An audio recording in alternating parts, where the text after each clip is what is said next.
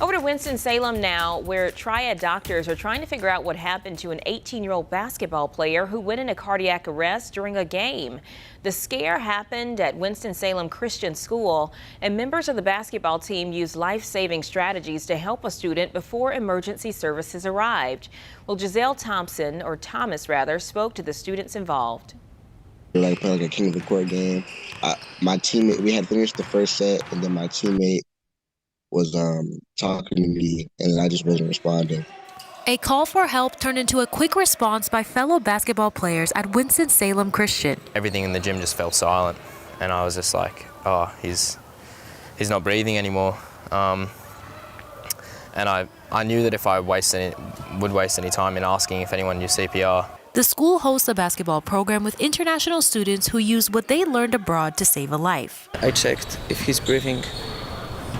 I saw that he's not, and then I started to perform CPR. It took me 2 rounds of CPR to get him back, and then we flipped him over again, and then I lost him again. And then it took me about 3 minutes worth of CPR to get him just before the ambulance arrived. Blunt says since he got to the hospital, he's feeling better. I'm just grateful that I'm still alive and still here. And, today's my grandmother's birthday, so I'm glad that I'm able to spend the day with her. But the question remains, how does an 18-year-old go into cardiac arrest?